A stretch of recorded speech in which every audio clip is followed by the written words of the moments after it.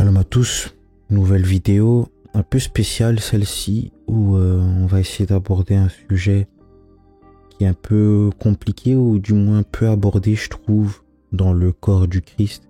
Il s'agit de tout ce qui est dépression, santé mentale, anxiété et je voulais un peu aborder le sujet. Alors bien sûr j'ai pas toutes les compétences, tout le savoir médical mais ça va, je pense qu'on peut regarder les choses avec la Bible ou au moins débuter un dialogue là-dessus parce que je pense que c'est important, surtout au sein de la jeunesse. Il y a beaucoup de personnes qui souffrent de soit de dépression, soit de spleen, soit de tristesse, d'anxiété, de stress pour les choses à venir.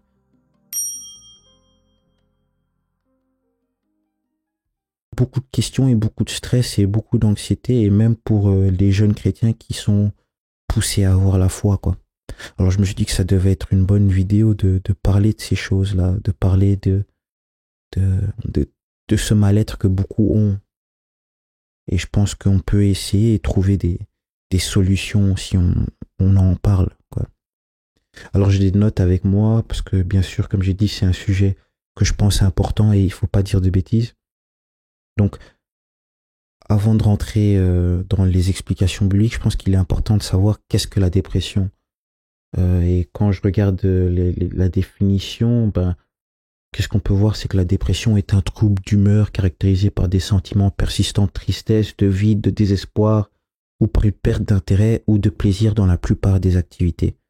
L'anxiété, si y ressemble à peu près, et puis après on a ce que on appelle la dépression, ce qui est médical, ce qui demande un suivi d'un médecin, et après on a aussi ce qu'on appelle se sentir dépressif, ce que beaucoup ont. Et ce que beaucoup font, c'est l'amalgame entre ces deux-là où on a ces sensations, ces moments où on se sent dépressif, rempli de tristesse, à la dépression clinique. Puis il y a l'anxiété, il y a le stress que tout le monde connaît. Et faut savoir que ce sont des choses à ne pas prendre à la légère. Maintenant, il faut regarder l'aspect chrétien de ces choses. Et l'aspect chrétien de ces choses, c'est que c'est quelque chose qui peut, ou plutôt qui demande guérison. Parce que la dépression avec la dépression, viennent des pensées qui sont contraires à la foi. Parce que, comme on a pu le lire, c'est des sentiments persistants de tristesse, de vide, de désespoir. Surtout, le mot-clé là, c'est désespoir. Quand on a foi, quand on est croyant, ce qui symbolise notre vie même, c'est l'espoir, la foi.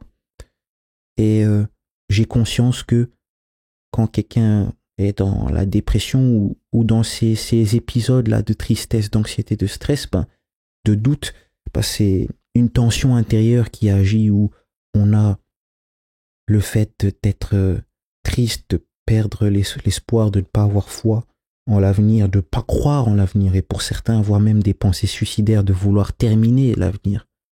Et puis de l'autre côté, où au fond de toi, ou parce que tu as entendu, tu sais que le chrétien, le croyant croit à un avenir, croit à l'espoir, croit au fait de ne pas avoir doute.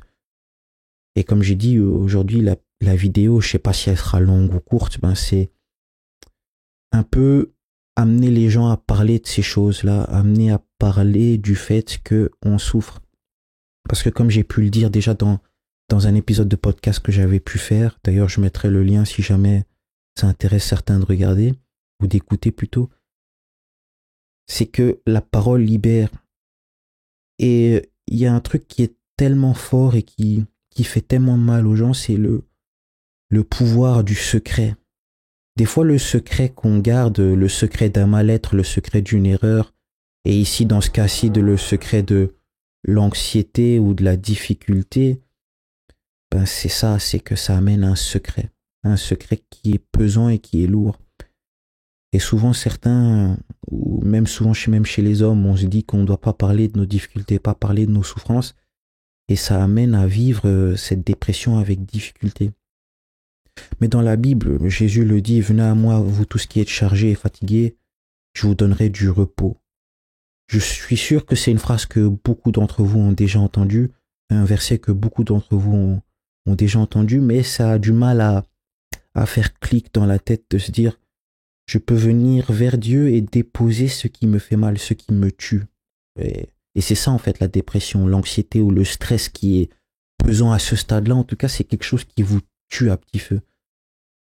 Et je pense qu'il faut que, comme j'ai dit, et je le répéterai toujours dans cette vidéo parce que j'aimerais bien que ça touche au cœur et que ça vous amène à l'acte, c'est d'en parler. Parce qu'il faut débuter ce dialogue, parce que j'ai vu tellement de jeunes fuir la foi à cause de ça.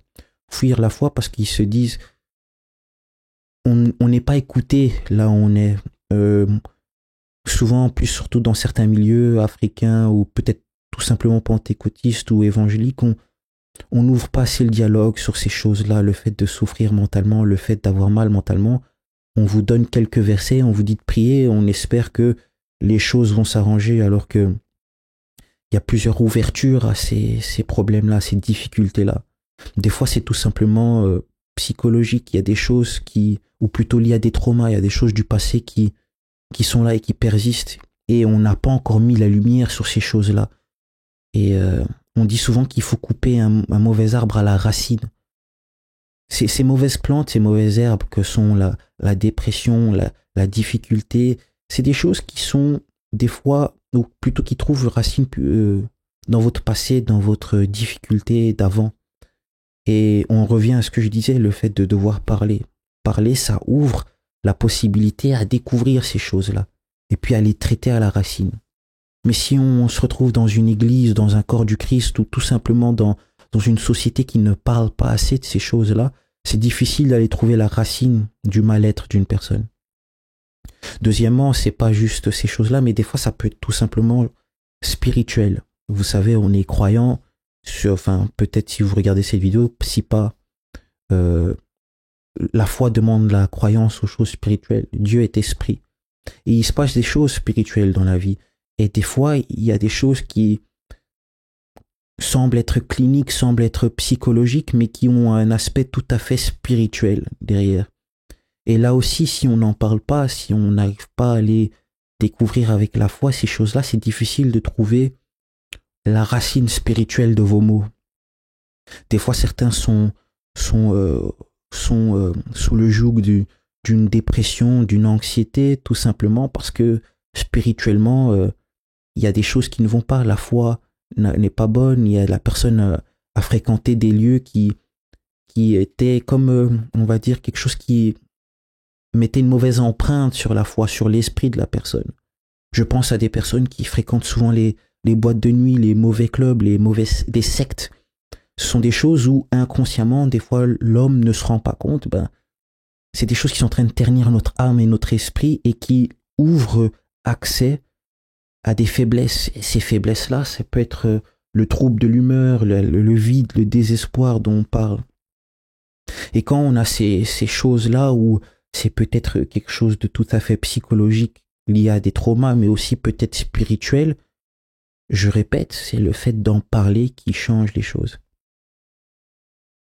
Mais maintenant qu'on a, on va dire à peu près mis en exergue ou mis en lumière ces choses-là, les difficultés, comment ça peut arriver, et aussi le fait de devoir en parler, je pense qu'il est important que dans cette vidéo, je vous ouvre accès à la solution à ces choses-là. Alors je promets pas une facilité à être délivré du mal, une facilité à être changé, à ne plus souffrir, mais je peux vous promettre une chose, c'est qu'il y a une solution.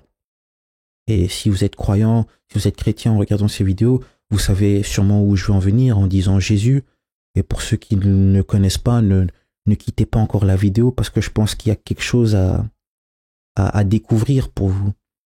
Comme j'ai dit dans la Bible, il est dit que ceux qui sont fatigués ou chargés, venez à moi. C'est Jésus qui dit ça et il nous donnera du repos. Mais il n'y a pas que cela. Tout au long des récits bibliques, on voit des personnes qui font face à des phénomènes, à des difficultés qui amènent ce spleen. Je pense à Moïse qui est troublé parce qu'il a tué un homme. Quand on tue quelqu'un, bien sûr que toutes les caractéristiques qui étaient là, le vide, le désespoir, doivent tourner en boucle dans votre tête. Élie qui a qui a tué les prophètes de Baal sous la recommandation de l'Éternel et puis qui entend qu'on va le tuer, fuit dans le désert. Lui aussi, il vit ce désespoir, ce vide. David, qui est menacé par Saül dans la Bible, lui aussi en train de fuir dans le désert, sent que c'est bientôt la fin pour lui. Et même dans les psaumes, quand on lit, on voit qu'il parle comme quelqu'un qui craint la mort, mais en même temps qui garde foi en Dieu. Et je vous dis ces choses-là, pourquoi? Parce que souvent, ce sont des gens qui sont vus et respectés comme des personnes ayant fait de grandes choses, des choses qui bâtissent notre foi aujourd'hui grâce à Dieu. Mais vous et moi, ça change pas. Ça change pas. Que vous soyez jeune en ayant vécu des difficultés du passé, que ce soit des choses très très graves comme la maladie, la perte d'un proche ou même être victime de certaines choses sans vouloir les énoncer, ben il y a toujours une porte d'entrée vers la paix. Et c'est Jésus. Jésus dans la parole, il dit « Je vous donne la paix comme le monde ne peut le donner ».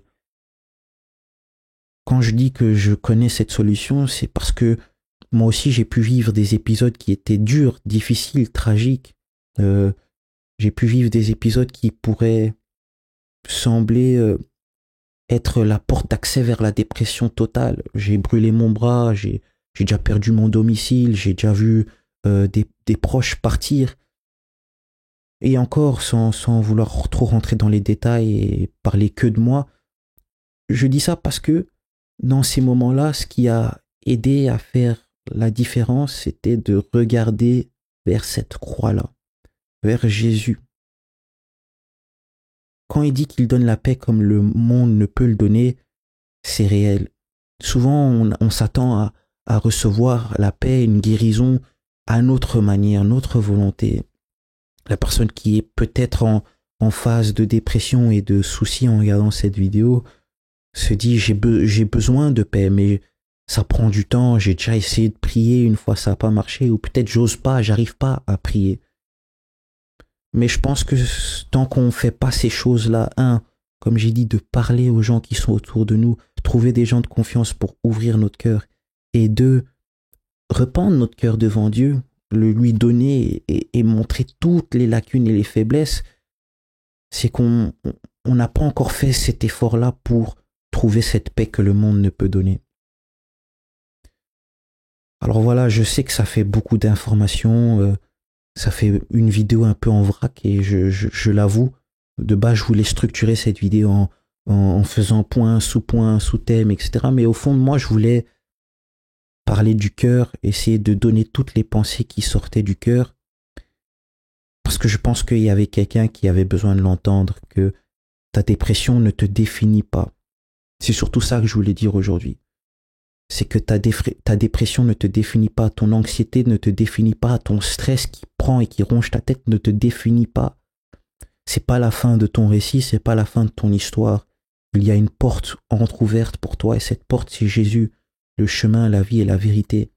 Il dit qu'il donne la paix comme le monde ne peut le donner et aujourd'hui je t'invite à tendre la main vers Dieu pour cette paix-là.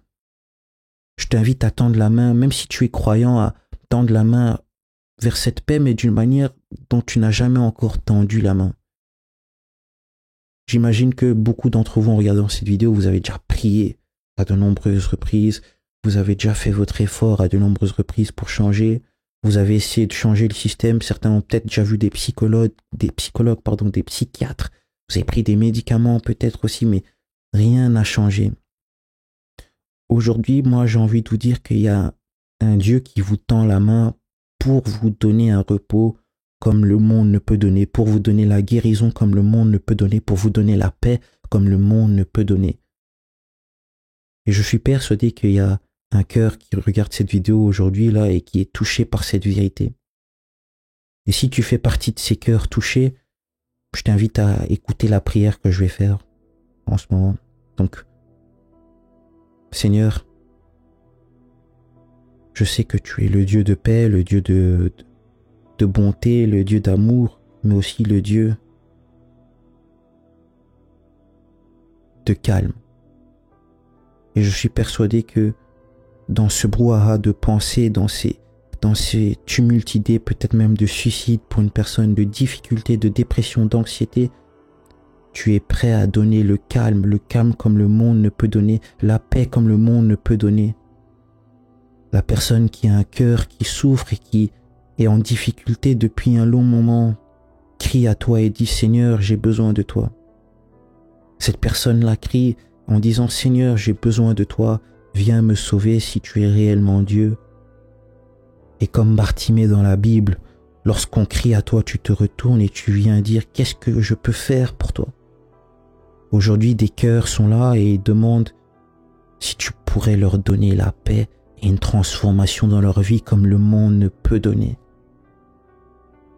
Je suis sûr que tu peux le faire et je suis sûr que le cœur qui écoute cette prière aussi sait que tu peux le faire. Au fond de lui, même s'il ne comprend pas encore les choses, il sait que tu peux le faire. Seigneur, je prie que tu aies touché un cœur aujourd'hui, que tu as transformé sa vie et que tu l'as amené à vivre la paix comme le monde ne peut donner. Enveloppe les cœurs de ton amour et de ton esprit. Amène la différence. Amen. Alors voilà, c'était ma prière. J'espère que cette prière aura été au moins le premier pas vers un changement pour vous. Comme j'ai dit, c'est pas toujours facile dans la vie. La vie, elle est pas facile. Même la vie en tant que croyant ou chrétien n'est pas facile. Mais ce que la dépression, l'anxiété, le stress et toutes ces choses vous fait croire, c'est que il n'y a plus espoir. Alors que dans la vie, il y a espoir. Quand il y a Jésus, il y a espoir. Alors voilà, soyez bénis. C'était une petite vidéo du cœur et j'espère que...